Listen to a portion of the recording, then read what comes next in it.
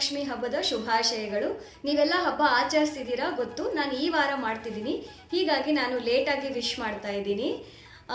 ಈ ವರಮಹಾಲಕ್ಷ್ಮಿ ಹಬ್ಬಕ್ಕೆ ನೆನ್ನೆ ಏನೇನು ಪ್ರಿಪೇರ್ ಮಾಡ್ಕೊಂಡಿದ್ದೆ, ಹಾಗೆ ಇವತ್ತು ಹಬ್ಬ ಹೇಗಾಗ್ತಿದೆ ಅಂತ ರಾ ಕ್ಲಿಪ್ಪಿಂಗ್ಸ್ನ ಆ್ಯಡ್ ಮಾಡ್ತೀನಿ, ನೋಡ್ಕೊಂಡು ಬನ್ನಿ.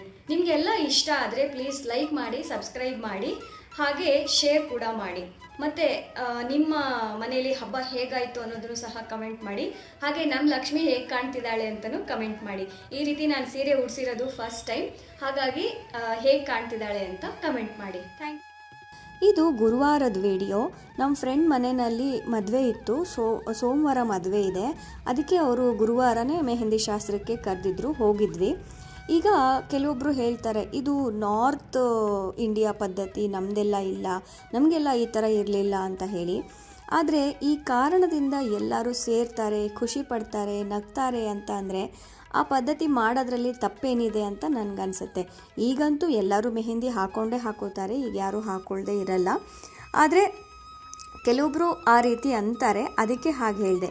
ಖುಷಿ ಪಡೋದ್ರಲ್ಲಿ ತಪ್ಪೇನಿದೆ ಅನ್ನೋದು ನನ್ನ ಭಾವನೆ. ನೀವೇನಂತೀರಾ? ಅಲ್ಲಿಂದ ವಾಪಸ್ ಬರ್ತಾ ಸ್ವಲ್ಪ ಹೂವು ಹಣ್ಣು ಎಲ್ಲ ತೊಗೊಂಡು ಬಂದ್ವಿ. ಬಂದಾದಮೇಲೆ ನಾನಿಲ್ಲಿ ನಾಳೆಗೆ ಏನೇನು ಬೇಕು ಅನ್ನೋದನ್ನೆಲ್ಲ ಜೋಡಿಸಿಟ್ಕೋತಾ ಇದ್ದೀನಿ. ರಾತ್ರಿನೇ ಎಲ್ಲ ಜೋಡಿಸಿಟ್ಕೊಂಡ್ಬಿಟ್ರೆ ಬೆಳಗ್ಗೆ ಸ್ವಲ್ಪ ನೆಮ್ಮದಿಯಾಗಿರುತ್ತೆ, ಅರ್ಜೆಂಟ್ ಆಗಲ್ಲ. ಸೊ ಇಲ್ಲಿ ನಾನು ಎಲ್ಲನೂ ಜೋಡಿಸಿಟ್ಕೋತಾ ಇದ್ದೀನಿ. ಹಾಗೆ ಎಲ್ಲ ದೀಪಗಳನ್ನೆಲ್ಲ ರೆಡಿ ಮಾಡಿಟ್ಕೊಂಡಿದ್ದೀನಿ, ಎಣ್ಣೆ ಏನೂ ಹಾಕಿಟ್ಕೊಂಡಿಲ್ಲ. ಆಮೇಲೆ ಗೆಜ್ಜಸ್ತ್ರ ಅದು ಇದು ಎಲ್ಲನೂ ಜೋಡಿಸಿಟ್ಕೊಂಡಿದ್ದೀನಿ. ನಾಳೆ ನನಗೆ ಏನೇನು ಇಡಬೇಕು ಅನಿಸಿದೆಯೋ ಅದನ್ನೆಲ್ಲ ಜೋಡಿಸಿಟ್ಕೊಂಡಿದ್ದೀನಿ. ಹಾಗೆ ಇಲ್ಲಿ ಹಿಂದೆ ಇರೋವಂಥ ಅಲಂಕಾರ ಲಕ್ಷ್ಮಿಗೂ ಸೀರೆನೂ ಉಡಿಸ್ಬಿಟ್ಟಿದ್ದೀನಿ.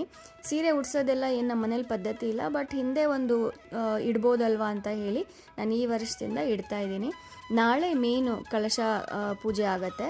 ಇದು ಹಿಂದೆ ಇರೋದು ಚೆನ್ನಾಗಿ ಸೀರೆ ಉಡಿಸಿ ಇಟ್ಟಿದ್ದೀನಿ. ಇದು ಮಾರನೇ ದಿನ ಬೆಳಗ್ಗೆ, ನಿನ್ನೆ ರಾತ್ರಿ ಮಲಗೋ ಅಷ್ಟೊತ್ತಿಗೆ 1 ಗಂಟೆ ಆಗೋಯಿತು. ಬೆಳಗ್ಗೆ ಎದ್ಬಿಟ್ಟು ಬೇಗ ಮನೆ ವರ್ಷಕ್ಕೆ ಇದನ್ನ ಆನ್ ಮಾಡಿದ್ದೀನಿ. ಇದನ್ನ ಯಾಕೆ ತೋರಿಸ್ತಿದ್ದೀನಿ ಅಂದರೆ, ಲಾಸ್ಟ್ ವಿಡಿಯೋನಲ್ಲಿ ಒಬ್ಬರು ಕಮೆಂಟ್ ಮಾಡಿದರು, ನೀವು ರೋಬೋ ತೋರಿಸಿದ್ರಲ್ಲ ಚೆನ್ನಾಗಿದೆಯಾ, ವರ್ಕ್ ಆಗ್ತಿದೆಯಾ ಅಂತ ಹೇಳಿ. ಹಾಂ, ಇದು ಚೆನ್ನಾಗಿ ವರ್ಕ್ ಆಗ್ತಿದೆ. ಅವ್ರ ಮೇನ್ ಕ್ವೆಶ್ಚನ್ ಇದ್ದಿದ್ದು ಕಾರ್ನರ್ಸ್ ಎಲ್ಲ ಚೆನ್ನಾಗಿ ಕ್ಲೀನ್ ಆಗ್ತಿದೆಯಾ ಅಂತ.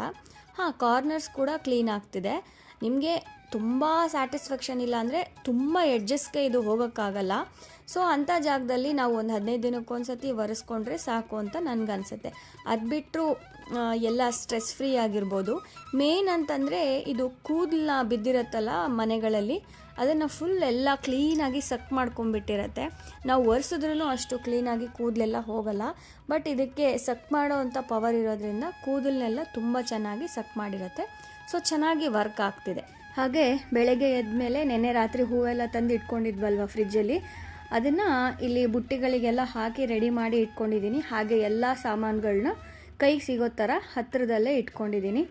ನೀವಿಲ್ಲಿ ನೋಡ್ಬೋದು, ಎಲ್ಲ ನೆನ್ನೆ ರಾತ್ರಿನೇ ರೆಡಿ ಮಾಡ್ಕೊಂಡಿದ್ದೆ ಅಂತ ಹೇಳಿದೆ ಅಲ್ವಾ. ಹೇಗೆ ಕಾಣ್ತಿದೆ ಅಂತ ಹೇಳಿ ಕಮೆಂಟ್ ಮಾಡಿ.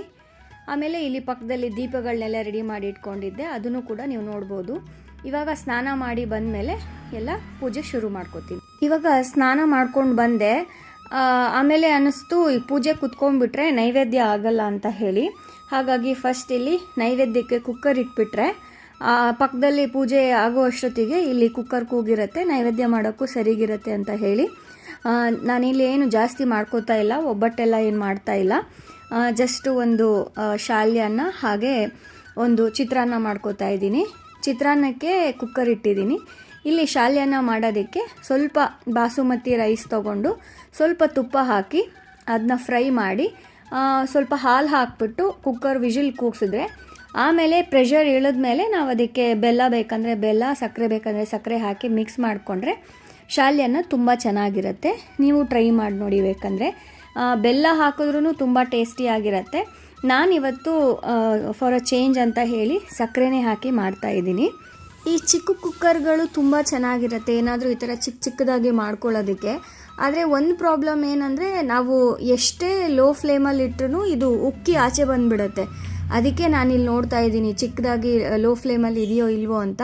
ಇಲ್ಲ ಅಂದರೆ ಎಲ್ಲ ಉಕ್ಕಿ ಆಚೆ ಬಂದುಬಿಡುತ್ತೆ. ಸೊ ನಾನಿಲ್ಲಿ ಲೋ ಫ್ಲೇಮಲ್ಲಿ ಇಟ್ಬಿಟ್ಟು ಕುಕ್ಕರ್ ಕೂಗೋದಕ್ಕೆ ಬಿಟ್ಬಿಟ್ಟು ಇಲ್ಲಿ ಬೆಳಗ್ಗೆ ಎದ್ಬಿಟ್ಟು ಎಲ್ಲ ಮತ್ತೊಂದು ಸತಿ ಕ್ಲೀನ್ ಮಾಡೋದಿತ್ತಲ್ವ, ಅದನ್ನೆಲ್ಲ ಮಾಡ್ಕೋತಾ ಇದ್ದೀನಿ.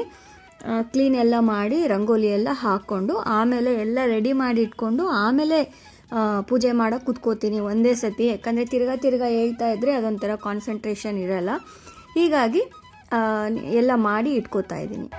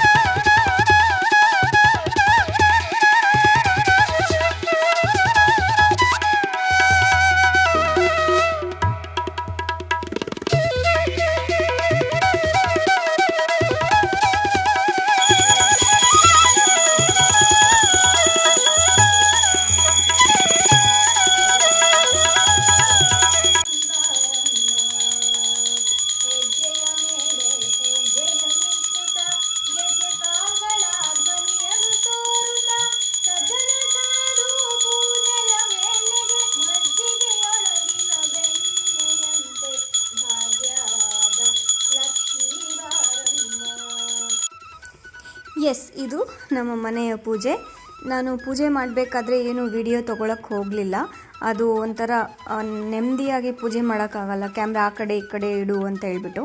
ನಾನು ಪೂಜೆ ಮಾಡಬೇಕಾದ್ರೆ ಶರತ್ ಒಂದು 2-3 ಕ್ಲಿಪ್ಪಿಂಗ್ಸ್ ತೊಗೊಂಡಿದ್ರು, ಅದನ್ನು ಕೊಟ್ಟರು. ನಾನು ಆರತಿ ಮಾಡಬೇಕಾದ್ರೆ ಆವಾಗ ಎಲ್ಲ ಒಂದು 2-3 ಕ್ಲಿಪ್ಪಿಂಗ್ಸ್ ತೊಗೊಂಡಿದ್ರು ಅವರು. ಅದನ್ನು ನಾನಿಲ್ಲಿ ಆ್ಯಡ್ ಮಾಡಿದ್ದೀನಿ. ಇದೆಲ್ಲ ಪೂಜೆ ಆದಮೇಲೆ ನಾನು ತೊಗೊಂಡಿರೋವಂಥ ಕ್ಲಿಪ್ಪಿಂಗ್ಸು. ನೆಮ್ಮದಿಯಾಗಿ ಆರಾಮಾಗಿ ಕೂತ್ಕೊಂಡಾಗ ಚೆನ್ನಾಗಿ ಕಾಣಿಸ್ತಾ ಇತ್ತು ಅಂತ ಹೇಳಿ ನಾನು ಒಂದಿಷ್ಟು ಕ್ಲಿಪ್ಪಿಂಗ್ಸ್ ತೊಗೊಂಡಿದ್ದೀನಿ. ಆಮೇಲೆ ಪೂಜೆ ಮಾಡೋವಾಗ ಕರೆಂಟ್ ಹೊರಟೋಗಿತ್ತು ನಮ್ಮ ಮನೆಯಲ್ಲಿ. ಅಯ್ಯೋ ಇದೇನಿದು ಪೂಜೆ ಮಾಡೋವಾಗ ಕರೆಂಟ್ ಹೊರಟೋಗಿದೆ ಅಂದ್ಕೊಂಡೆ. ಬಟ್ ಅದು ಒಂಥರ ಪಾಸಿಟಿವ್ ಆಗೇ ಆಯಿತು ಅನ್ಬೋದು. ಒಂಥರ ದೇವಸ್ಥಾನ ಎಫೆಕ್ಟ್ ಅಂತ ಅನ್ನಿಸ್ತಾ ಇತ್ತು. ದೀಪಗಳಲ್ಲಿ ದೇವಿ ಮುಖ ನೋಡ್ತಾ ಇದ್ದರೆ ಒಂಥರ ಚೆನ್ನಾಗಿತ್ತು. ಸೊ ಹೀಗಾಗಿ ಕರೆಂಟ್ ಹೋಗಿದ್ದು ಒಂಥರ ಒಳ್ಳೆಯದೇ ಪಾಸಿಟಿವ್ ಆಗೇ ಆಯಿತು ಅಂತ ಅನ್ನಿಸ್ತು. ಆಮೇಲೆ ಕರೆಂಟ್ ಬಂತು, ಆವಾಗ ಕೂಡ ಒಂದಿಷ್ಟು ಫೋಟೋಸ್ ತೊಗೊಂಡಿದ್ದೀನಿ. ಅದೆಲ್ಲನೂ ನಾನಿಲ್ಲಿ ಆ್ಯಡ್ ಮಾಡಿದ್ದೀನಿ. ಹೇಗೆ ಕಾಣ್ತಾ ಇದೆ ಅಂತ ಹೇಳಿ.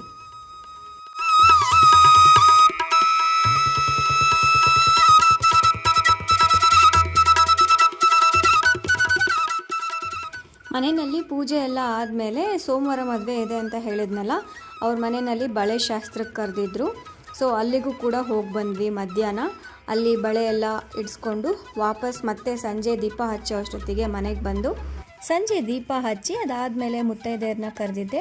ಅವರೆಲ್ಲ ಮನೆಗೆ ಬಂದಿದ್ದರು. ಆವಾಗ ನಾನೇನು ಕ್ಲಿಪ್ಪಿಂಗ್ಸ್ ತೊಗೊಳಕ್ಕೆ ಹೋಗಿಲ್ಲ.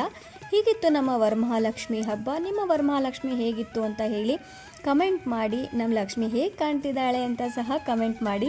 ನನಗಂತೂ ತುಂಬ ಮುದ್ದಾಗಿ ಕಾಣ್ತಾ ಇದ್ಲು.